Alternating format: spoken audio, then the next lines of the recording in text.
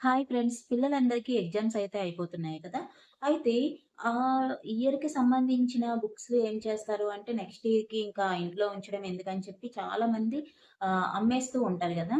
అయితే అమ్మే ముందు ఒక్కసారి ఈసారైతే ఇది ఒకసారి ఆలోచించండి. ఏంటి అంటే చాలామంది చదువుకోవాలి అనుకుంటారు. అంటే చదువుకోవడం కన్నా ఎక్కువగా లాంగ్వేజెస్ నేర్చుకోవాలనుకుంటారు. అంటే తెలుగు రాని వాళ్ళు తెలుగు నేర్చుకోవాలనుకుంటారు. ఇంగ్లీష్ రాని వాళ్ళు ఇంగ్లీషు, హిందీ రాని వాళ్ళు హిందీ కదా! మన ఇంట్లో కూడా చాలామంది ఉంటారు కదా! అలాంటి వాళ్ళకి చిన్న పిల్లలు ఉంటారు కదా! ఎల్‌కేజీ, యూకేజీ, నర్సరీ నుంచి ఫిఫ్త్ స్టాండర్డ్ వరకు ఉన్న వాళ్ళ బుక్స్ అయితే మట్టికి ఎవరికైతే ఆ ఇంట్రెస్ట్ ఉందో వాళ్ళకి ఆ బుక్స్ ఇవ్వండి. చాలా ఈజీగా నేర్చుకోవచ్చనమాట. లాంగ్వేజెస్ అయినా గానీ, ఏదైనా గానీ అమ్మేస్తూ ఉంటే మనకి వచ్చే రూపాయి, రూ. 2 అప్పటికే ఇదైపోతూ ఉంటాయి. కానీ నేర్చుకోవాలి అనుకునే వాళ్ళకిస్తే చాలా యూజ్ అవుతది. ఇంట్లో ఉండేవాళ్ళు కూడా ఇలా నేర్చుకుంటే